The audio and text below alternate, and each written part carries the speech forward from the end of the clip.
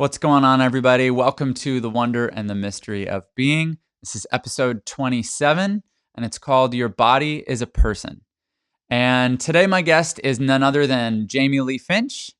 Jamie is an author, a speaker, and an embodiment coach. When we talk about embodiment, I know for some of you more right brain thinkers, or is it left brain, the super rational, analytical types. I've got a real analytical streak, and so I feel you how immediately when I say embodiment and I start talking about your body as a person, you're already like, nope, this one's not for me. But I just want to encourage you to hang in there with me. I definitely have that analytical sort of right brain. Again, left brain, right brain. I can't remember which one's which. I have that side to me. And yet I still think this is a really, really important conversation. And this topic is something really worth thinking about. When we say embodiment, I mean, I'll let Jamie sort of expand on what she's talking about when she says embodiment. But in general, it's the idea that you live a life in touch with your body, with your intuitions, with your feelings, with your desires. I know, again, that's a little squishy for you analytic types, but I really, really think this is an important thing to think about, especially considering the fact that, Jamie, like me and like many of us that, many of you that watch this show or listen to this podcast, you may have come out of a very strict sort of fundamentalist religious upbringing. And in those spaces, there's this tendency to sort of deny a lot of the aspects of everything I just mentioned.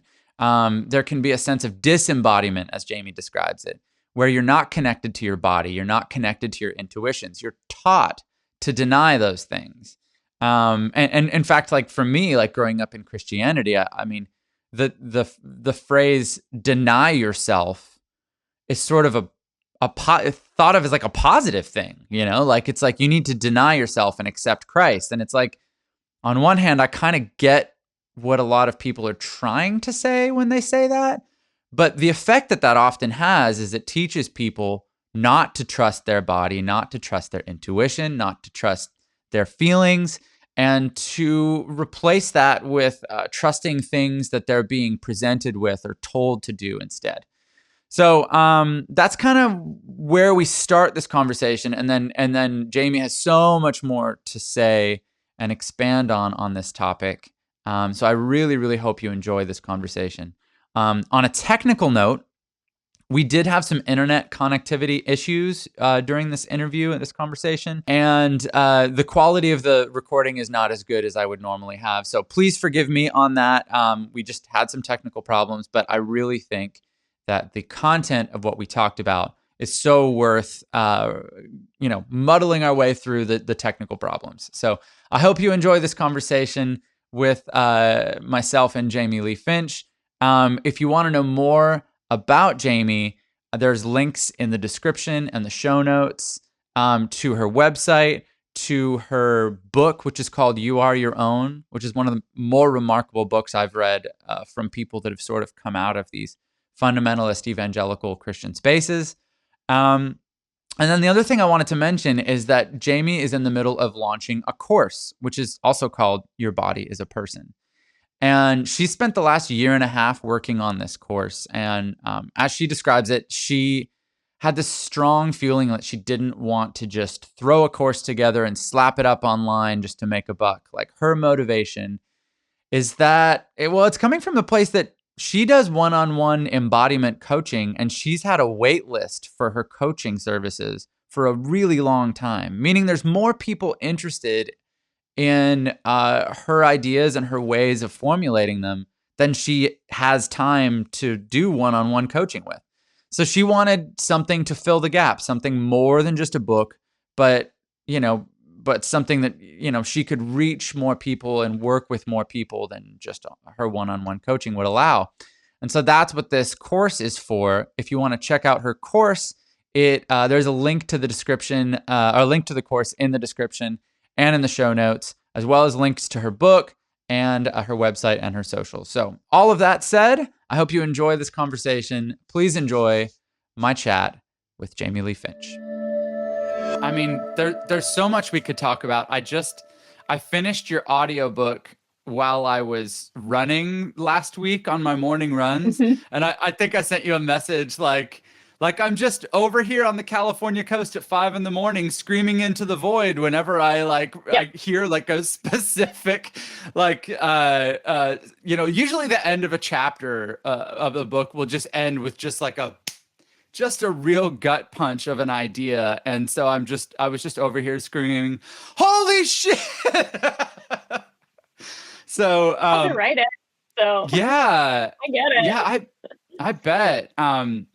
Your book in particular, it had a really big impact on my partner, and her sort of journey of reconnecting with herself, with her body, with her past, with her present. And so thank you for writing it, and thank you for doing the work that you do. And I know it's been a wild journey for you, but the thing I wanted to talk about most in this conversation is even just starting with the concept of embodiment for people that aren't familiar what we're even talking about when we say embodiment. Could you sort of like define what that idea is, as a good starting point for this? It's fun being asked to like define embodiment. I just like, yeah, my response to that is, just to be upfront and say, like, I don't have the full and total definition of embodiment. My favorite things about putting language to concepts and experiences that live in our body or have to do with our body is so subjective. And so there are some things that deserve to be objective and need to be objective when we're talking about, especially when we're talking about like somatic experiences. There's data behind that. But I actually just described to a client yesterday my kind of, in this moment, my working lived definition of embodiment. And I'll try and see if I can remember what I said. I'm in a really specific zone when I do my client sessions. I'm sure. Yeah. I think I said something. I think that they were talking about some emotional difficulty in a specific situation. And I know what I did say is that embodiment is not a methodology by which you fix yourself, or it's not a methodology where the guarantee on the other side of going through a specific process or completing a project is that you'll never feel pain again, all your problems will be fixed, everything will be solved. The purpose of embodiment is to find ways, and it's a methodology that allows you to find ways to be all here, like all completely and fully here, totally here in your body, in the world, with yourself and with each other, in a way where you feel all of it, because we are supposed to feel all of it. And one thing I do say a lot in my client work is that, embodiment is meant to or designed to solve your problems. That's not what we're doing here. The purpose of embodiment, in my opinion, is to disarm them. Is to put you in a position where you are so connected with your body and with yourself that the problems that are going to arise, the issues that you're going to have, whether disconnections with other people or with yourself, your ability to move through them gently and compassionately and wholly and completely, feeling every part of it that's meant to be felt, it results in the problem itself, the issue itself, feels to you like the issue or the problem has laid down its weapon. It's now not coming at you or threatening you in the way it previously felt threatening. It's this ability to recognize my body is a person. My body is in this with me. They are my partner in all endeavors. And if I have them, we can handle this. We will be okay. Probably not immediately, because that's also not the point. Yeah. And so I think embodiment, and the things I encounter in embodiment, the reason why I designed like my methodology and do what I do, is because I've seen far too much of this either overtly stated or implied idea of embodiment that it's something that can get you to arrive at a certain place of like fixed or well. And it's understandable to me that that is an idea either designed by or just, you know, seem really tempting to those of us who used to be in evangelical Christianity, because everything in that worldview was a formula. It was and the Mm, purpose of the formula by and large was to get you to a point where like the guarantee was, especially in purity culture, it was like if you live by these ideas, if you follow these rules, you will achieve a life without pain. So it's right. understandable that those of us who find our way out of that and are looking for what else there is, when we find our way into embodiment work or work based in our bodies, we kind of apply the same expectation to it without knowing that it's not only not appropriate to apply, but that was always a false promise. That was, Right. you cannot get, and it's like laughable now, but what isn't laughable about it is my body that heard that messaging. There are parts of me in me that still desperately want that to be true, and so Yeah. accidentally believes that it is. So it's a really Yeah. long working No, that's definition of extremely embodiment and why I love helpful. it. No, totally. I mean, there's a couple of things I notice in all of that. One is that like I resonate so much with these feelings of like, okay, there's things I'm not supposed to feel. There's like there's experiences that I have in ways that like I feel myself emotionally responding that sometimes are sort of, especially in some evangelical spaces, you know, Mm-hmm. we sometimes get this feeling like, oh, I shouldn't feel that way, or I shouldn't. Mm-hmm. It's not okay for me to respond that way. Right. And is that like is that a form of disembodiment? Is that kind of what you're talking about, or maybe you could elaborate on that? Yeah, I definitely think that that idea for sure is a form of disembodiment, but largely that disembodiment that we experience is a byproduct of being told over and over and over and over, there are parts of yourself you're not allowed to have access to, so you better not access them. And Mm, when we are forced to believe that about ourselves and also assimilate to that belief in order to survive, um, disembodiment's the only byproduct I can imagine of that. Like having to cut off parts of yourself or disconnect from whole sets of emotions. Like I learned recently, I did not know this actually. Okay, if I were to ask you how many emotions do you think that there are to have, what would you say? oh, that's such a good question. I was thinking about that literally last night because I read my kids this book called The Color Monster. And it's about this monster who has all these emotions. This cute little monster, right? That has all these emotions and doesn't know what emotions it's feeling because like they're all jumbled up and they're represented with colors. And it takes you through like six and it separates the colors out and shows you like, hey, all of these emotions are real and valid and it's sort of cool, but it was like there was like maybe six of them. And I was like, are there six emotions? And I didn't quite know how to think about that because emotions feel so much more complex than just like six things. But I Mm-hmm. actually wouldn't know how to answer how many emotions there are. I don't think. Well, in my opinion, I would guess that it's kind of an evolving discovery. Um, but I heard, hope this is the right number. This is the number that's coming to mind. I know it was this large. It's a shocking number. There's like 32,000 of them or something like that. There's Wow. so, but you're right in the sense that there are core emotions. And so I think there are six. If at some point you can look up this thing called an emotion wheel. And I really love the way that it shows that there are like the core emotions and the emotions that kind of stem from that, and the emotions that stem out further, and it keeps going. Um, Right. you might have seen one of those before. A lot of times they are kind of organized by color. Um, and so there are core emotions, but those aren't the only emotions to have. But my point in saying this is that one of the things that I'll when I spell it out this way to my client, so like desire or anger, or fear, even in some evangelical spaces and circles, that you were told, again, whether overtly or it was just subtly implied to you, like, you can't access these, or if you access these, you're bad. So then that's really the same thing as telling someone you can't have access to these. Right. Yeah. Yeah.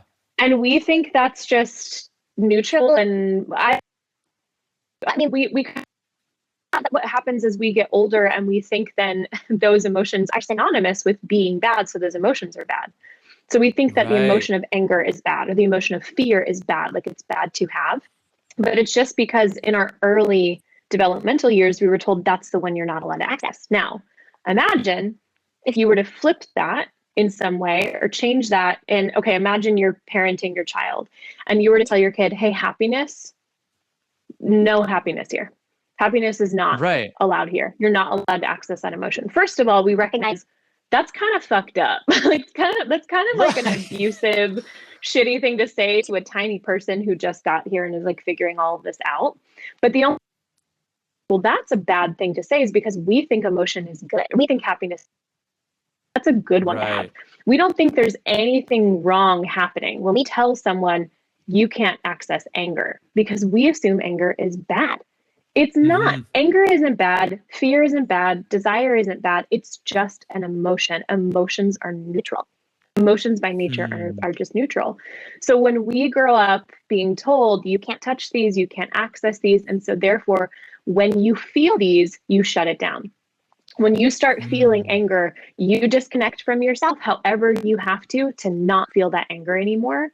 We learn a whole lot of things about how to be in our bodies and what the appropriate and safe way to be a person is. And largely, that means when all of these technically neutral emotions come up, we shut down.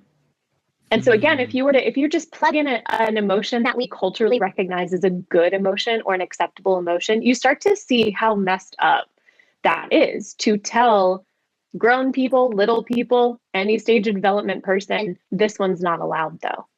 They Yeah. they're all happening. You have to access all of them. And the idea that you can, I think for a long time, my survival strategy and how dissociation really showed up for me was by thinking that it was possible for me to not access fear and those bad emotions or even sadness, like not access that, but like give me all the happiness, give me all the joy, Right. give me all the Right. peace. And it's like, no, your capacity is your capacity. So once I started, once I got to trauma therapy essentially and started learning about this by way of my therapist being like, you're extremely dissociated. And I was like, what does that word mean? Hmm. He's like, well, it's Right. about trauma. And I was like, well, what does that word mean? So as we start unpacking all of this and my capacity to feel my own pain, my capacity to feel my own anger, both past and present, my capacity to feel the fear I felt when I was a child and how that fear shows Hmm. up in me now today, expanded me in a way where this is a longer story. I may not need to get into it, but I remember the moment as a 27-year-old woman that I felt the feeling, I felt physically in my body, the feeling of happiness for the first time. Hmm. Yeah, that's And when you I talk felt about it, I that in your book. realized, yeah. When I Yeah, felt and it, that I was a realized that, powerful oh my part. God, this was just conceptual. My whole point, I was just thinking about Hmm. being happy. And it's because I had felt all these other emotions first. Yeah, that was a really powerful part of your book for me, where I think you were put in a place where someone asked you to write down things that make you feel joy or happiness, and you were struggling to write anything. Mm-hmm. And that was, yeah, yeah. And I think, I mean, you probably see this with some of your clients that there's probably a lot of people out there that relate to that. Yeah. Yeah. One of the one It's of interesting thinking about that memory real quick, just because that Yeah, was in please like a do. church, it was in like a church small group. And so what's interesting to me is that I'm the only one having a difficult time with it.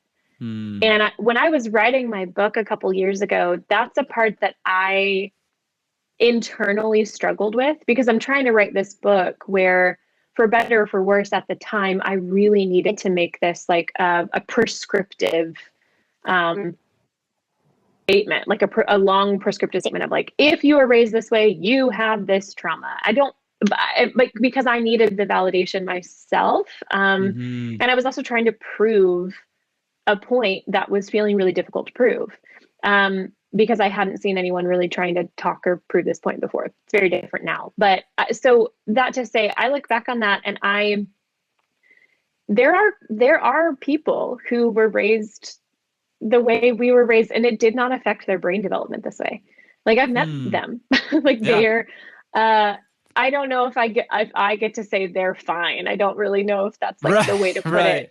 But that piece, that anecdotal piece that I wrote, that like my relationship to being brought up in evangelicalism kept me from so intensely kept me from being in touch with my body. I didn't even know what I liked or what I wanted or what I enjoyed. Hmm. I was fast surrounded by lots of people who somehow had access to what they liked and what they wanted and what they enjoyed. And at the time, that felt almost like if I included that, it would have taken away from my point. But now that I Yeah. know more about trauma and the subjective nature of trauma, and I've learned more, and I know it's more about the impact of what happens to you and less about what just happens, less about what it is that happens to you, that actually kind of makes sense to me now. And I think it's Yeah. important to say, like, the experience, what you learn, and how you receive yourself being brought up in this world is very subjective. Yeah, I completely agree. I mean, my partner and I both grew up in evangelical spaces. We're both pastors' kids, and we both have siblings that are still very much in those places and don't feel like their experience being raised in those environments sounds a lot like ours, even though we were in the Mm-hmm. same homes and same churches, you know? Yeah. Yep. So I completely agree that there seems to be a very large subjective component here. Mm-hmm. Um, and so I mean, what you're doing is you're working with people and writing for people and making things for people who have had experiences like yours. Maybe Mm-hmm. could you elaborate on your specific sort of upbringing and what kind of brought you to where you are today and in some sort of way? I guess that's a Mm-hmm. huge question. But it's an important one. Yeah. Yeah. So I mean, I was raised Southern Baptist was specific. Wow, I just forgot the word denomination for a second. That actually felt really good. I was like, what are those called? I What a can't. gift. What are What a those? gift. So we were talking about Yeah. SBC, and we were talking Mm-hmm. about how you had this sense that, you know, living in that sort of a space and coming up in that sort of a space, it almost like disembodiment. It's almost like it was like a form of like survival mode Mm-hmm. in a Mm-hmm. sense. Is there something to that thought or? Yeah, I definitely think so. I think, you know, it's you're taught what you're taught by the people who were taught that same thing, and Mhm. it just continues down. And so I think that it's very, like I was saying, like it's very not surprising to me now that I look back and think about how disembodied that tradition was and is, and its deep racist roots. I think in order to contribute to and benefit from um, intersecting systems of oppression and these body negating, body objectifying systems, you have to be pretty disembodied to do so. You have to be pretty disconnected from yourself and from the wisdom that your body holds and has in order to survive that and thrive inside of it. And so I think that's something that gets, and this again, that's not to say that other white evangelical institutions aren't equally as racist, but speaking to the one that I was brought up in, it's not surprising to me that how that one of the manifestations of being so deeply partnered with and benefiting from a system of oppression is that like we were super disembodied. So Hmm. I was brought up like in this religious tradition that shaped my whole world, that told me, you know, the right way to be a person, and particularly the right way to be a girl or the right way to be a woman, is in being like muted and demure and quiet and very kind of like literally and energetically still, just Hmm. very still. Well, I have ADHD. Hmm. So like that wasn't gonna work for me. But nobody was telling me why it wasn't gonna work for me. Nobody was looking at that from like a data-driven approach and saying, oh, well, you have a lack of certain neurochemicals in your brain, and so that's going to make certain things harder. So we maybe need to augment the religious messages that we're feeding you and telling you you might be punished for. We need to change that because your brain chemistry is different. No, definitely not. It was, you're behaving this way, that's bad, you have a sin nature. So when you are behaving this way, you are agreeing with, as a child, somehow, your sin nature. So you have to be punished out of that to become more like what we're telling you to be, which was completely and totally disembodied. So those early experiences, it's really interesting looking back and seeing my young self before I really started like understanding the theology of what I was being taught, and then my young self after I was beginning to understand it. And I was very free in my body. I was very like wild and loud and big and just free in my body. And then when I got to that point, that certain point where I started to look around me and realize and also be on the receiving end of like reprimands and punishment for being in my body in these big and free ways, I had to stop. What other choice is there? Like, you have to figure out how to assimilate in order to belong. And you really don't have any other choice but to do that. So that was my early upbringing, was white evangelical church, Southern Baptist denomination. There's definitely, I think like, even though I wasn't able to be like super free in my body, there was still, I'm an Enneagram 8. And so I see like little me still had these very Enneagram 8 tendencies. Are you also? Yeah. Yay. Oh, that's great. I love that. Well, I should, an asterisk. When I took the Enneagram test like 3 years ago, I came up as a 3, but also there was some, like I matched somewhat with an 8. And then I took it a few years later, once I started talking about sort of my process of deconstruction, or sort of talking publicly about departing Christianity, I took the Enneagram test again, and it was like all 8, which I was like, oh, some things maybe shifted for me, or like different parts of my personality became emphasized, or maybe I just became more connected with things that I had always had in me. I don't know, but yeah. 8, I feel you. Man. For those that aren't familiar with the Enneagram, Enneagram, it's the challenger. You instinctively want to sort of challenge the systems around you. You sort of go like, well, why is it that way? And does it have to be that way? And maybe there's better ways that we could make it. Yep. And so being that, there were definitely, I will say, disembodied methods of defiance and challenge that I engaged in. Still very disembodied those. And so what that looked like for me was like verbally pushing back, asking hard questions, but that kind of, further insulates you like into your shell of like, I can't be vulnerable because I have to be strong and I have to be, defiant, and I have to challenge. But it also just looked like leaving for me, but not leaving the religion itself as a whole, but leaving this denomination and going to a different one. And then trying that one out and be like, maybe this one's the one where God actually is, and like hanging out there for a little bit.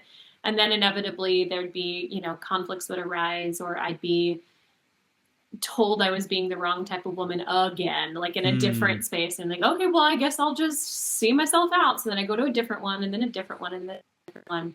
And I hopped around quite a bit to a number of different denominations and expressions. And again, now from this vantage point, looking back, I became more and more embodied each time. So I was like born into the Southern Baptist Church. And by the time I left evangelicalism, the last place that I was in before I left completely was like a full-on charismatic cult. Like, because of course, like I was like trying to find ways for my body to be allowed to be in the room with me. Yeah. And so I was finding these like kind of widening, like the circles were widening every time, but I was like still finding they were closed. And I was like, I just can't, like, yeah, sure. At first, when you go from a small circle to a bigger circle, like this feels good. And then you you feel like you've got like, room and Yep. And then eventually you hit the walls and you're like, oh, I was looking for no walls. I didn't know that I just hopped into a bigger circle. And so by the time I like left the circles altogether, the last one I was in was one that was, I mean, like 2.5 hour long worship services where you're, you know, crying and singing and speaking in tongues and singing in the spirit and, you know, the prophetic singing, and you're flowing and moving, and there's fog machines and drum swells and like very different experiences. See, but that's how was I grew up. Embodied. Yeah. So that, I mean, again, that's fascinating because it's very, so I would love to look inside your brain, like in the way of like what feels normal to your body now, because you were brought up in a world that was like, be in it, be in your body, move in your body, like just be here in your body. That's allowed. Because my brain developed when I was inside of a religion that said, do not be here, do not be in your body. So finding a way to be in my body inside that religion felt important and defiant, but ultimately still very restricting until I just left altogether. Right. So, yeah, I'm eternally fascinated by people who are just brought up as kids inside of the religious denominations that allowed them to be more expressive move. and move around. Yeah, even just like physically move. Yeah. It shows up differently from me. And I've only like recently started really thinking about this because you know, like I told you, my partner read your book before I did, and it was huge for her. Just really gave her language for things that she had experienced but not been able to articulate. It was so helpful. But you know, initially it was very tempting for me to look at this as like this is like a women thing, you know, like, which is like, and like pretty quickly I was like, well, that's like, that's not true. But then I was trying to figure out like, well, how did I experience some of these things, or did I experience them, or like, what is my experience in this way? And I remember having this moment where Jess and I were driving back from somewhere, and I was like, I've always been uncomfortable dancing. And I'm like, I'm totally comfortable dancing if I've had a few drinks. But like, if I'm sober, like straight face sober, I'm like, I'm very uncomfortable dancing. Why is that? Dancing, people dance. Like if I were to dance, especially like in context, like no one's going to be like, you're weird for dancing. Yeah. And yet, like if I'm at a wedding or something and like, you know, getting out on the dance floor, I feel way uncomfortable. And so I said to Jess, I was like, there it is. Am I connecting it to sexuality? Am I connecting it to being close to a girl that I'm attracted to? You know, like I think that, and maybe like I'm intimidated by that idea. Like I just got thinking about all these things. So that's some ways I'm beginning to unpack it, but I certainly don't understand my own experience in this area. Yeah. I think it's going to take a long time for any of us to understand our experiences being brought, and I don't know if we can fully understand them. I think, you know, there's aspects of it that just need to be like, we deserve for certain aspects of our upbringing to just be accepted for what they were, rather than us trying to honestly effort towards understanding them. I've noticed that tendency with me, when it pops up, I get really stuck there, and I completely jump out of the present moment and the present experience. And so much of my healing and my embodiment journey with myself and with my body has been about learning how to just be here in the present moment. So if I'm efforting so much to like heal all my trauma and fix all my pain and understand everything that happened, it's, again, as an 8, we move to 5 when we're in distress. So we're trying to like get our heads around all of it and understand everything and gain all the wisdom and information and knowledge. And when I notice myself doing that, it's usually because there's something here that I'm afraid to face or not. Well, there's something about here and now that I'd rather not be with. So I'm trying to learn to curb that tendency. That's really interesting. So you probably, as you lived this stuff out, but also as you studied it, because you did a lot of research for your book as well. Did you encounter things about about this that surprised you in your research that maybe weren't necessarily represented or articulated in your experience, but like you read about later and then you went, oh, yes, of course that makes sense? Like, were there things like that? That's a good question. I mean, I wrote the book a couple years ago now, Right. so it's hard to. The answer to that is yes, for sure, definitely. Mm-hmm. What they were, I have a hard time remembering, Sure, but I absolutely sure. know that happened because it couldn't have existed without having that happen. I think the Mm-hmm. thing that mostly comes to mind wasn't necessarily like a single moment or one specific thing I learned. It was a gentle admonishment from my primary thesis advisor, because it was, I mean, that book was my thesis for school. Mm-hmm. And so I was writing it under the direction of two academic advisors. And the thing I really did not want to do was be generous in the way I defined the difference between evangelicalism and Christianity. I Right. did not want to do that. And both of my academic advisors, well, neither of them were American, or are, they're still alive, but neither of them are American. Neither of them are millennial. In fact, they're like on the late edge of boomers. They're older. And neither of them were raised any amount of religious, not just evangelical. One was from the UK. Her mother was like loosely Anglican, but you know, she's my advisor. She's lived in Japan for like 40 something years, 50 something Oh, years.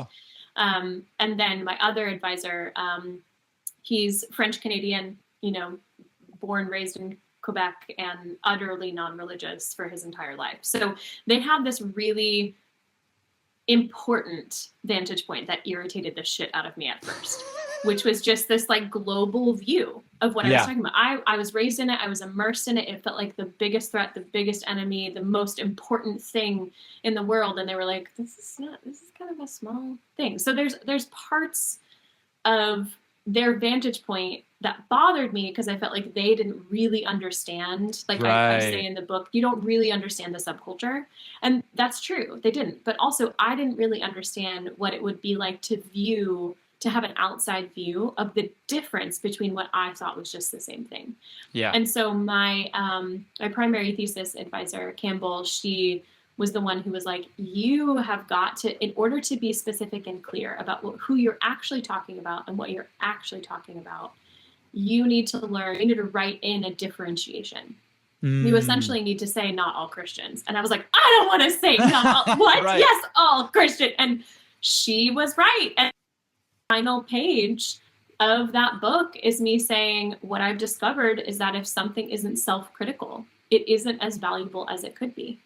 Because people are just reading that book as it is. But what people didn't see is when I was writing that book, it was a 1.5 year long process of leaning into this self-criticism, leaning into this deep desire to write everything and everyone off, to make just a blanket statement and say, you know, all Christianity is bad, doesn't matter. And so learning more, that's why I included certain aspects and sources and anecdotal stories of folks who are still Christian but critical of evangelicalism itself. Yeah. So I'd say that was like the biggest thing that surprised me, was just how much I agreed with those sources and just how little of a problem I actually had with them. Because the first phase of my healing out of evangelicalism was to be like, it's all bad, it's all evil, there's nothing good here, nothing can be saved. And to realize like, that's not true. That's just not true.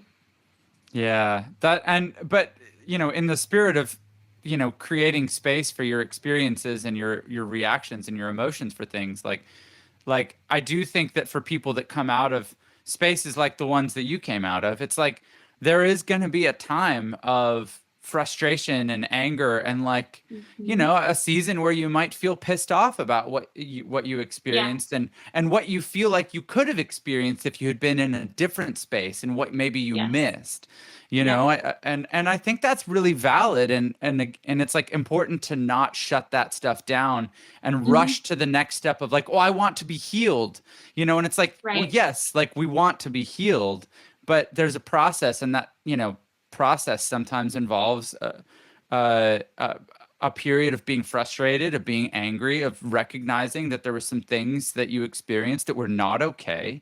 Yeah. And it's okay to say that. And one of the things I really got out of your book is this idea that once that anger sort of transitions into grief, that's sort of signaling that this thing that you're contemplating has moved into the past. Yeah. And that was a really, really helpful thought for me. Was that something that you like came across in your research, or was that something that you sort of it just intuitively started thinking about, or? I'd say it was probably a little bit of both. Mm-hmm.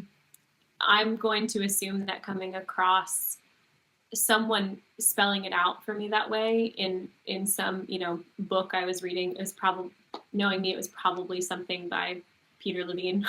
Yeah. Probably, because I love everything that he does, and in fact I'm planning the next phase of what I want to do with what I do for a living is to get certified in his somatic experiencing, to get a somatic experiencing certification.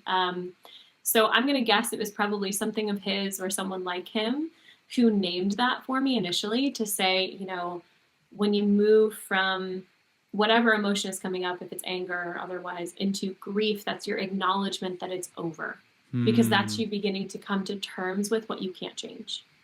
And when you are coming to terms with that you can't change, that's when the grief arrives, which is why so many of us avoid and try and delay grief through dissociative tactics and compulsive patterns of behavior, so understandably.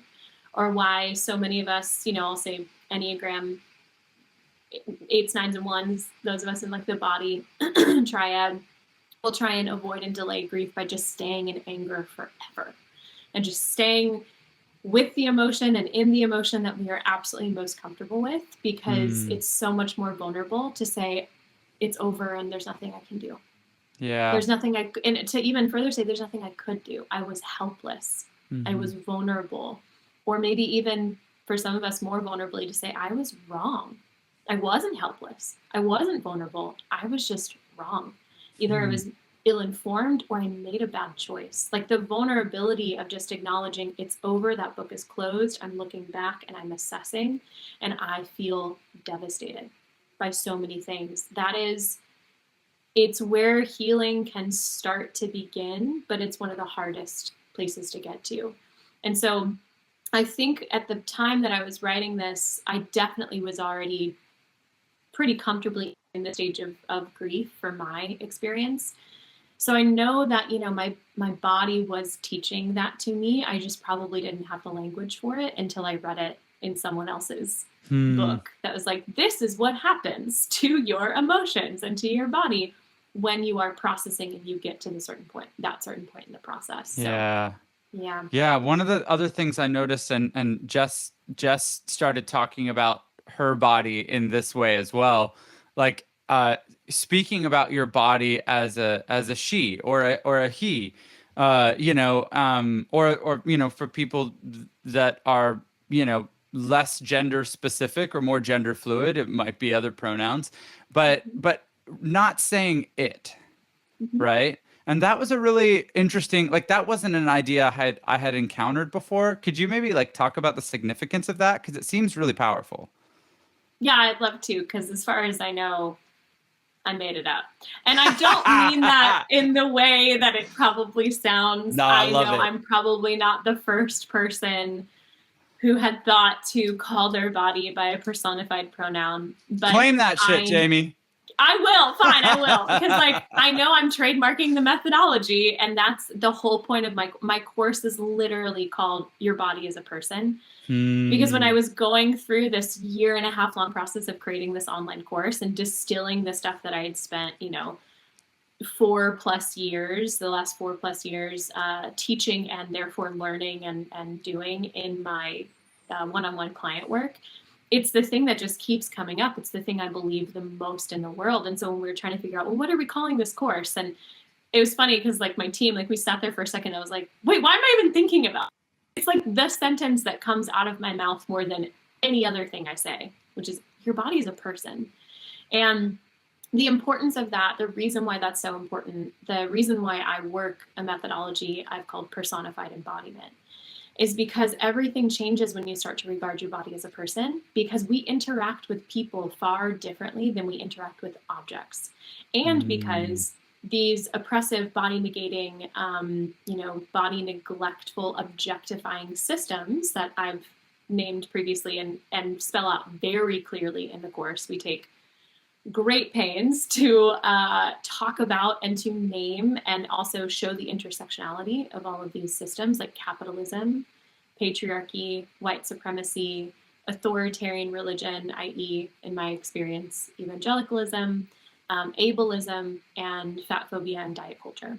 They kind of go together. The reason why we spend so much time naming those and proving to people that they exist, and then also proving to people this is what these systems teach you about your body, is to spell out very clearly for people, these systems have taught you your body is an object in 1,000 ways that you probably don't realize. And that's why continuing to call your body it, instead of doing the work to reclaim their personhood and enter into a relational dynamic with them that can involve communication and compassion and curiosity and exploration and just sustained connection, continuing to call your body an it is a way in which these oppressive and body negating systems that have organized our world and have caused so much harm, it's a way in which they still get you. Like it's a way in which they still are convincing you that they're right about you. And to reclaim the personhood of your body, to call your body a he, she, or they, when you're referring to your literal physical body, is a way to divest from what these systems have told you about your body and what these systems have told you about other people's bodies. Yeah. And I go into it deep. This is why I made this course. And this is why this course is like so long. I haven't right at this moment in time, once this podcast airs, we will be at the point of inviting people into, the doors will be open on it. But right now I haven't even started recording the videos yet, the scripts for these. There's 30 videos I'm recording for this course. It's enormous. This course is the thing people have been asking me to make for years. This is why my wait list ballooned to 700 people. This is why when I read the reviews of my book and people are like, cool, she spends a lot of time diagnosing the problem, but what's the solution? I'm like, it's coming. I promise it's coming. I felt so much urgency and so much like frustration and excitement to try and like get this out there, because I was trained as a one-on-one facilitator. And so I'm limited in my ability to communicate this message deeply to people and explain what it's about, what it means, why it works, how to do it, unless someone's working with me one-on-one. And so now, again, taking great pains to make this thing for by the time it's done, it will have taken me 1.5 years, which is ironic because it's the same amount of time my book took me. I realized yesterday that I was like, oh, I'm writing another book. It's just in a different format. Oh, yeah. I didn't know. I didn't really want to write another book, but here we are. It is written. Now I just have to record the whole thing. So it's that idea, that question of what does it mean to call your body a person? What does that accomplish? What does it do? That's why this course exists, is because I needed to take hours and hours and hours and not only explain what that is and what I mean and how it works, but tell you why it matters. Yeah. And in order to tell people why it matters so much, we have to name appropriately the existence and impact of these oppressive systems that are organizing our world and constantly in general. And so those systems lying to us about bodies, about the purpose of bodies, the value of bodies, the connection we are or are not allowed to have with our bodies, that's impacting the way we look at and value and interact with other people's bodies. And so it's just as much about personal embodiment and personal wellness as it is about collective healing and collective justice, because it has to be. The connection between embodiment and justice is, they're the same. In my opinion, and in the opinion of many other people who do this work, they're the same thing. And body personhood has everything to do with that. As long as we can do any other form or method of healing or embodiment, but in my very strong opinion, if you are engaging in any other methodology or, anything, trauma, healing, anything you're doing, any somatic work, and if you are engaging in those things and still calling your body an it, your healing is not going as deep as it could. It's not, because there's more that you're missing about what it means to be in a relationship with a person, and how you recognizing you're in a relationship with that person, how that affects how you interact with you. And therefore, as an outgrowth of that, how you interact with everyone else too. Clearly, I could talk about this all day. That's what I do. Totally. I do. love it. No, I love it. The thing that it strikes me just on the surface of thinking about your body as a person, I think that idea struck me on the heels of, I came across this thought. I don't remember where I found it. Someone had written something to the effect of like, think about if someone came to you in the situation that you are in, describing your life to you. That's right. How would you respond? Would you respond with compassion? Would you want to say things like, "Oh, that's hard. I understand. You're doing great. Like this is hard stuff you're dealing with." Like you wouldn't beat that person up. You'd respond with compassion. And yet when we approach our own lives and our own bodies, our own struggles, we're very hard on ourselves. And so that idea had crossed my mind. And then on the heels of that idea was when I sort of discovered your idea of referring to your body as, in my case, a he. And it really did instantly connect to that. Those two ideas instantly connected for me, where I was like, oh, yes. Like, of course I'm going to have more compassion for myself if I'm like, hey, like you're doing great, like you are dealing with a lot, and it's okay that that's hard, And then I also, the other side of that coin for me has been like, I have two kids. They're 4 and 2. So obviously I was going to say I have some control over their lives, which I do. I have a lot less than I thought parents had. That's fair. Yeah. But also like recognizing like, hey, like my kids are 4 and 2, but their bodies already belong to them. Yeah. And so like, there's just, instead of the default for me being like, oh, hey, I'm going to try and control everything, and then I'm going to dish out autonomy bit by bit to them, I'm looking at it like, no, like they have autonomy already. They have their own bodies, they have their own personalities, they have their own desires. And I want to try and interfere with that as infrequently as I can. I mean, I need to keep them safe, but like I want to let them do them as much as I can, even as toddlers.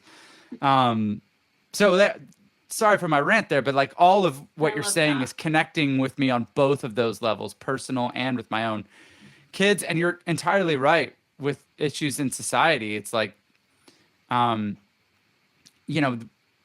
disconnecting from so many things when we feel intimidated to approach them. With regards to one of the things I kind of want to ask you about is with regards to sort of healing from this stuff or sort of coming out of this stuff. One of the things you talk about in your book is like finding your own voice. And there's a really powerful line in there, and I'm going to get the line slightly wrong here, I'm sure. I probably won't know if you do. Okay. Again, I wrote that thing, and I've never read it again. So yeah, well, it's new for me right now, so forgive me for referencing something from a couple of years ago. But, you said it had been her voice, not the voice of an external deity that I had heard all along. I'm sure you remember that line. And for people that are trying to get a handle on, like, what does it mean to find your own voice? Could you speak to that a little bit? Yeah, I think so. That feels very linked in my mind. It feels very linked to the idea of like learning that your body's a person and that they talk to you. They talk to you. Like, so it's like the surprise of all surprises. Like, I think there's, for most people, I'd say there's probably this innate knowing on some level what I mean when I say that voice you've been hearing all along was actually you. And when I say that, I I'm mostly talking to and about people in our club of former evangelical Christians who were taught to regard that as the voice of God, or in more charismatic spaces. Like I think the voice of God when I was in, the Southern Baptist Church was like a voice that I was told had the potential to be kind of mean to me. And then once I got to the charismatic spaces, it was, no, the voice of Jesus or the Holy Spirit is like the kindest voice you've ever heard, just so kind and can speak to you in the here and now and has new things to say to you. And so I developed this relationship, so to speak, to like the Holy Spirit. And the idea of being in relationship with the Holy Spirit who speaks to me and can tell me certain things and give me guidance in certain moments. And there were definitely many moments over the course of those couple of years where I heard a voice, like I heard or felt the sense, or like felt the awareness of like, there's communication coming to me that is not my thoughts. Like I'm thinking this thing that I'm hearing somehow, or knowing right now. Maybe knowing is a good word for it. I think and knowing the is a only good word. language, and the only language I had at the time was like, well, I guess I got to call this voice God. I guess I got to call this voice the Holy Spirit. And it's really fun when working with clients, taking them back through some of the memories that they have about, times where I'll work with people who think like, I've never heard the voice of my body in my life. I've never heard my own voice ever, like forever. I don't have one. And maybe the reason why I need to work with you is to get one or to find a new one. And I'm like, all right, let's slow down a little bit. Let's unpack this. And like through our many sessions with one another, we'll go back to certain memories of like, can you remember a time where you felt really confident in a decision that you made, even though you had no external influence on you making that decision? There was, I was working with probably like 4 years ago now, the beginning stages of my coaching work. And we were doing something like this. Forget it, because it was the perfect story. She was telling, her answer to that question was this story. It was like such a low stake story. It was, she was traveling somewhere in Europe, I think maybe France, and she was on a train and she had this just sudden, like, I should get off at this stop feeling. And she did. Even though there's no right or wrong here, there's no good or bad, there's no one saying, hey, you need to go do this thing to be correct or good. She's just like, I can't explain it, but I got off at the stop. And that led to her like meeting this person, and then met this whole family and developed this relationship with this family. It was this beautiful story.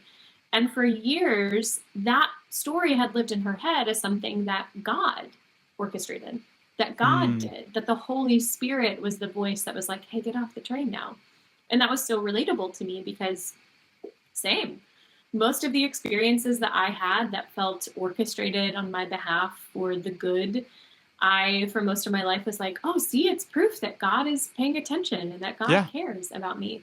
And I'm not necessarily saying that that is or isn't true, but what I am saying is like, I mean, as far as my previous idea of evangelical God, I don't think that's who I'm talking about anymore. Yeah. Like, so anyway, talking with this client and she said for her, like, hey, what if, I told you, or what if I proposed the consideration that was you? That was you. That was your body. That was you having this knowing without being able to explain it to yourself, that was separate from the thought of I should stay on this train or I should go to where I'm going. What if that wasn't like an authoritarian deity that knew what was on the other side of that decision? What if that was just you hearing something, hearing a knowing, or even just hearing a wondering and saying yes to it, and then seeing what happens on the other side of it? Because the thing that feels compelling to me too is that story didn't have to go that way.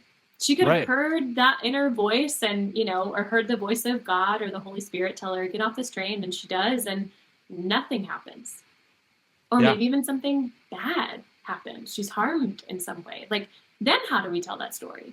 Then what do we say about that voice, or what that voice might have known? Or what is that still God then? What if you get off that train and like nothing happens? Is that still God telling you, I orchestrated this situation on your behalf? It's only God if something good happens. If something good happens. That's right. So I'm like, it's interesting how two things to take away from that. Number one, we're used to listening to a voice. We're just used to calling it someone else's. And the other thing about that too is like, isn't it interesting who we ascribe that voice to depending on the results of the situation? Now, if we were to learn that our body's a person and our partner in all things, and this is something I go into very heavily in my course as well, that this is not a hierarchical relationship. It's not just that I'm in a relationship with a person, I'm in a relationship with a person who is my equal. So any sort of ideas of control or I get to be in charge here are not helpful. And also the reverse is not helpful. When I was in religious spaces, it was you're in control of your body. Yeah. And I left that and went into like holistic, health spaces. It was your body knows everything. Just listen to your body and you'll be well. And I'm like, well, my body's traumatized. So I don't know if that's really the approach either necessarily. So learning decentering this idea that all relationships have to have a hierarchical kind of element to them. Decentering that puts me in this place. My body's not only not an it, but is a person, but she's also equal. So that means that she doesn't have all the information either. So that allows you to then go back to that story that my client was telling, and regardless of the outcome of harm, neutrality, or goodness, when she hears that voice, listens to that voice, no one is at fault here. It's not her body's fault. It's not her fault. It's just, I heard something, I listened, I honored it, and then I saw what happened. It takes away this, like, you're supposed to arrive at an outcome or a destination to prove that you actually heard you, because if you actually heard you, nothing bad would happen. If you actually heard you, and if your body was actually right, or if this is really legit, then something will be waiting on the other side of it. And that's entirely too results oriented for my comfort. I don't treat people I love that way. So my body is not only a person, she is also my equal, and she is also my friend. So I believe that her intentions towards me are always good, even if I don't understand them at all times. So that's kind of the process I take people through. Like, first it's realizing, they're not an object. They're actually a person. And then it's realizing you're not in charge and neither are they. What would it be like to be in a relationship with someone that doesn't have a hierarchical element to it? Yeah. And then it's going to, oh, hey, and by the way, they absolutely love you. And I know that might be surprising because you've probably been told by everyone from your pastors to your parents to maybe even your doctor at a certain point in time that this body is doing something at you or to you out of hostility or malice or irresponsibility. Can we work on extending a more generous assumption and think about how maybe that's not quite true? Maybe that was a mischaracterization of their behavior towards you. Can we look at it in a different way? If we start from the belief that they love you, how could we then maybe reinterpret their behaviors and their actions? Oh, that's so good. Even as you were talking about that, I'm just thinking about like growing up in evangelical spaces and feeling like there's so many areas in which you're taught to like suppress and deny like your body's, whether it's urges or desires or just like gut instincts, right? Yes. And like that voice that we're talking about, like because I always have the question when people are just like, oh, you just listen to, the Holy Spirit. But I would notice that like, well, the Holy Spirit is telling different people different things. It kind of seems like. Yeah. And so like, it sort of does make sense when you think about like, well, like everyone has a relationship of some kind with their body, and their body is communicating things to them. And of course it's going to be different.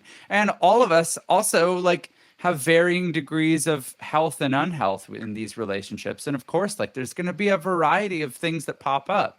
Like this just makes a ton of sense to me as you're talking about this. Yeah.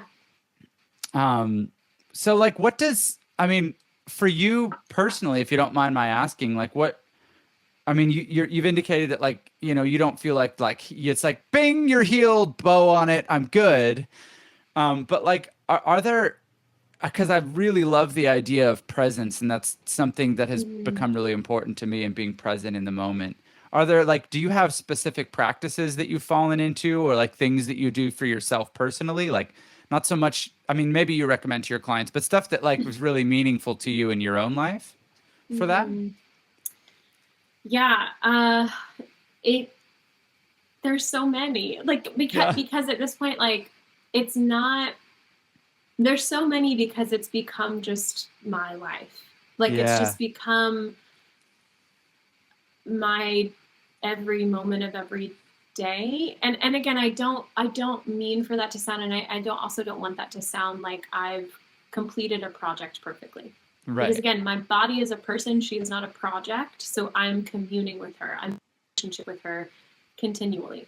It's not that I'm giving her my focused attention for a brief period of time, getting an A+ on something I'm working really hard on, and then just disconnecting and never thinking about her again. So if this is a relationship that I'm in with her, I am thinking about her needs and her desires and her feelings most times. I won't say all times, because I don't think that's realistic for a relationship either. But more often than not, I'm mindful of her. And so in that mindfulness of like, you're a person, you're speaking to me, or at least like you have the ability to speak to me. So like anything you want to say right now, anything or like if I notice a pain or a sensation or an emotion or a feeling, a sense, a somatic feeling in my body, I'll kind of stop and be like, what's this about? Yeah. Rather than just being like, I got stuff to do, like I'm ignoring this, I have things I have to get to. So I think that when I say like it's kind of a consistent thing for me, letting my sensations and emotions and physical and emotional and mental experiences be information to me, and I slow down long enough to listen to whatever information is attempting to be relayed to me is the process. And so that will yield various different outcomes. So sometimes that means slow down. Sometimes what comes up or what is yielded from that is her saying slow down. Sometimes it's her saying speed up. Sometimes it's her saying eat this. Sometimes it's her saying don't eat this. Sometimes it's her saying I need you to go talk to this person. I really need to connect with this person. Sometimes it's her saying this person seems to want a lot from us and I don't have it in me. And it can also, and that's kind of practical things, and it can also look like play, and it can look like rest, and it can look like, real legitimate self-care, not like a capitalistic, Sure. go spend thousands of dollars at a spa self-care, like the real, like, let me just hop in the shower and stay there for like 10 minutes longer because I just need to take some deep breaths. Let me just ground into the moment I'm in right now. I feel very lucky in the work I do that it's on the phone. So I get to listen to my body if she's like, let's take this one out on a walk.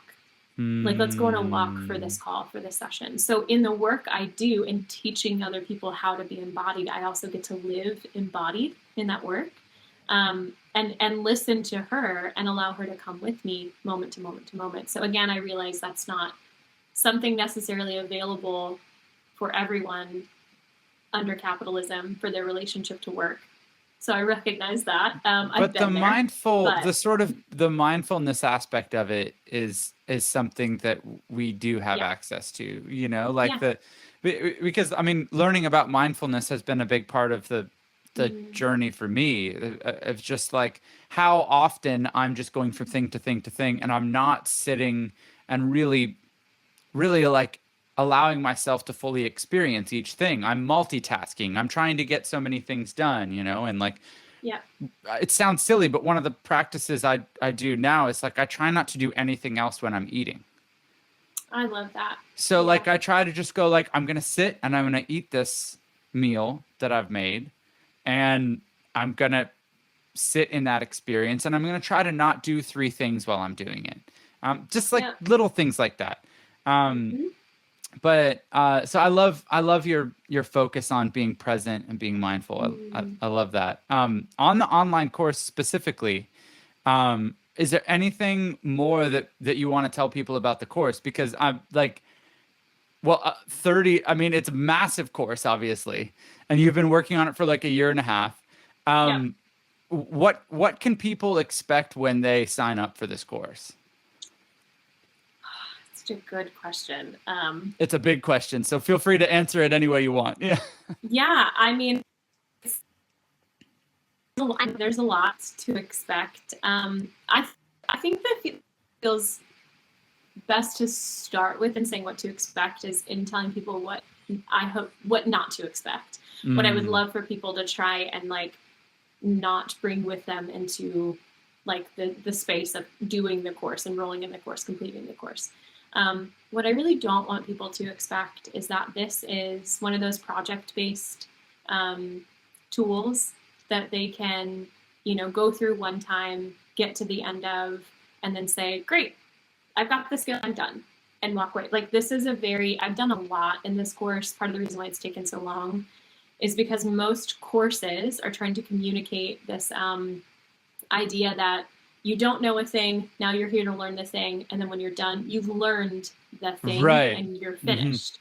And so it's got this expectation of, even in the way courses are marketed, is like you will have arrived once you're done. And I have spent so much time and energy in writing these scripts and creating this course. I've spent so much energy decentering that myth of arrival in body personhood work.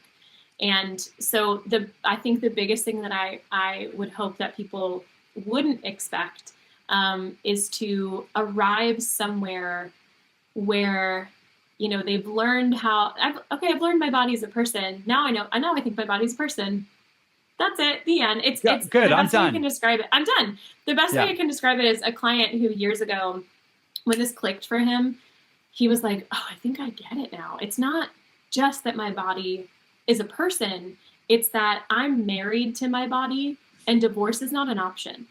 So it would be equally as absurd for me to wake up one day and look at my wife of like 12 years and say, I think I've learned all there is to learn about you. I'm not interested in us ever talking again. I've kind of have my lexicon of terms. I've kind of gathered what your body language means and like the ways you respond to things. So I'm not interested or curious or open to being compassionate or communicative with you ever again from this point on, because I've got it handled. Great, good talk. And just like, yeah, how do you imagine that's going to go? Yeah. How do you imagine that's going to go? And then also like, it's absurd. You just wouldn't do that because that's not what you do in a relationship. So the thing that I hope people and want people to expect when it comes to this course is that this is the best method that I could possibly think of to communicate what I mean when I say your body's a person. And I'm trying to shift a paradigm for you. I'm trying to shift your language because I'm trying to shift the way you regard yourself. That's what I'm after. I want to help you shift the way you regard yourself, and everything that grows out of that is a lifelong continual process. So this course is the first step, or maybe for some people the second or third, or it is a step onto a process that you are in your whole life with the person who's actually your best teacher, which is your body. I'm just here to get the two of you talking. If you have not been talking, consider me a conflict mediator between the two of you. Maybe you've been at odds, maybe you just haven't been talking. So step into my office of my course and sit down and let me teach you through video, like talk the two of you through this conflict that you believe you're in with one another, and let me help you diffuse it. Let me help you look at it a different way, and hopefully increase the amount of attention and love and care between the two of you that you will then continue to grow and sustain between the two of you moving on for the rest of your life. So it's very much not the kind of course where you take it, you're done. You completed it, I got it, I'm finished, I'm done. It's not like learning a certain skill. It's very much about shifting a paradigm that then sustains you through everything else that you do with you for the rest of your life. So good. Yeah. There's going to be a really cool workbook with it too. That's something I want people to know as well. It's not just that it's like, it's not just that it's long and detailed and rich. It's also, I have a really great designer, my friend Ren, who is actually a former client of mine. So they're designing the accompanying workbook being someone who, understands this language and this methodology and has practiced it for themselves, and then has come into this space of like also friendship with me. So I'm just so excited about how they're dreaming up the workbook that goes along with it. I'm excited about all of it. I'm nervous. I've never done anything like this before. But again, like I said, people have been asking for this in various ways for so many years, and I felt such a sense of urgency to get it created and get it into people's hands. I want it to be something that like folks can just, because I also recognize my work is very cost prohibitive for people. And I do a lot of work to be accessible, and I do payment plans and sliding scale and all of that, but I'm limited in my ability to be accessible because it's my one-on-one work. So I can only even take certain amounts of people at discounted rates and beyond. So I really wanted to create something that kind of it kind of stands in the place of people needing to come to me and work with me. It's something you can purchase one time, you have access to for the rest of your life, you can come back to repeatedly. Just because I want this message to be accessible to everyone, because I deeply believe that everybody needs it. Yeah, so good. Jamie, well, for people that want to know more about you, or you can find your book on Amazon, iBooks, the Apple Bookstore, I think it's called, and the online course is called Your Body as a Person. Yes, it's called Your Body as a Person. Should I not be calling it an online course, because it's more than an online course? It's a course. It's a course. It's online. It is happening on the internet. It's that's okay. on the line. It's on the line. That's right. Where can people go to find out more about you? Yes. So the really cool thing is that my team and I have created a new way to kind of get people to this course easily if this is what they're wanting to find. And so what's cool is by the time this airs, this whole system will be set up for that. So obviously there's regular ways on social media to find me. But if you are curious about the course, if you are curious about what I'm talking about with this whole body personhood thing, about any of it, even if you're just curious about going deeper into unpacking the impact of religious trauma on your brain, on your body, you can actually we created a link just for you and your show, John. Cool. You can actually go to jamieleefinch.com/wonder. Isn't that cool? I love it so much. There's going to be a unique link for every podcast I'm doing. And I'm so excited about that. Yeah. So your listeners, I can tell people too, we just worked out this thing with Jamie Lee Finch. We got this deal. Just go to, jamieleefinch.com/wonder. Yep. When I told the team, the title of all the different podcasts, they're like, we need it to be short. We need one word. And so when I told them yours, I was like, it's the Wonder and Mystery of Being. They're like, we're picking Wonder. And I was like, great, I love that. I broke all the marketing rules with this show. I was like, short and punchy wasn't working for me. So I went with long-winded and obtuse. I love it. Yeah. Well, those two words are how I describe myself most days. So it's very fine. Again, having ADHD, long-winded is my specialty, which is why I had to hire people to help me become pithy and to help me figure out how to be more succinct. So so jamieleefinch.com/wonder. You can, enter your email there, and that will actually give you access to a mini course. It's like a smaller mini course, cool. A smaller condensed version of the longer course that will just be delivered via email. And so that way, can get you started learning this and get you started in this process, and also provide you with more information about the course itself. And the purpose of that, the benefit of that is we get to continue this conversation about all of these things: embodiment, justice, religious trauma, sexuality, purity culture, chronic illness, physical health, physical pain. We get to continue the conversation about all of these things in a more nuanced and focused way that is kind of tailored to what people are most interested in. And then that takes people very easily into, and also here's the course if you're interested in that too. So we're trying to figure out a way to be compassionate in our marketing, which is hard to do, but I think it's really necessary because I'm deeply opposed to marketing that plays on people's trauma responses. And most methods of marketing. So we've spent a lot of time painstakingly designing this process to be as helpful to people as possible. And like I said, to continue this conversation in a more nuanced and focused way. So and apart from that, Instagram, at I am Jamie Lee Finch, Twitter at Until Jamie you Lee Finch. until you delete your account at some point. Until I delete my account. Twitter will probably be the one to go first, which Yeah. is ironic if you've read the book, because I dedicated my book to Twitter. It's a whole long thing. I've learned so much from the people on Twitter, but I'm realizing that what that website is doing to my body cannot be sustained by her. So I still really appreciate and love, I'm having dinner tonight with a friend who's in town that I met from Twitter. So there are people I really love, but it's at least as long as I'm still on that website, you can follow me at Jamie Lee Finch. And like I said, Instagram at I am Jamie Lee Finch. And then, I'll have links to all of this. I'll have links to all of this. If you're listening to the podcast, it'll be in the show notes. If you're watching on YouTube, it'll be just down below in the description. Links to all this stuff will be there. So if you want to check that out, everybody, go look there. And Jamie, there's even when you were listing some of the things like purity culture, religious trauma, there are portals we could have gone down and spent hours in this conversation. And so I was trying to stay on topic, but there's so much to this. And even talking about this idea of your body as a person, it's connected to all of those ideas so deeply. It is.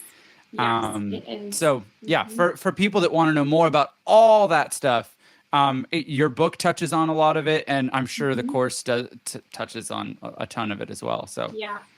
I realized that the book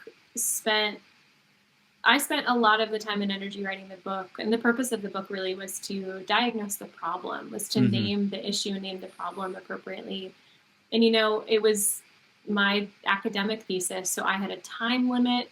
I had a page limit. I had a limit. And so the book kind of talks about the problem and touches on the fact that there is healing available. But this course is the thing that really goes into what that could look like. So it's finally the answer. I've been waiting to be like, no, this is what I found. Again, it's not the answer.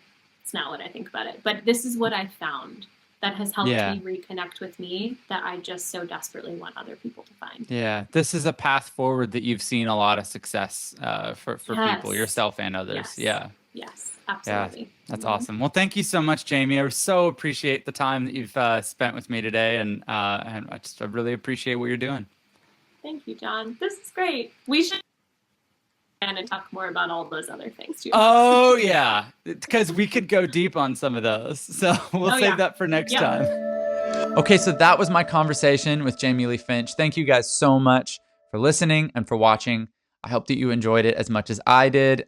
Please check out all the links in the show notes or the description to learn more about Jamie and the work that she does.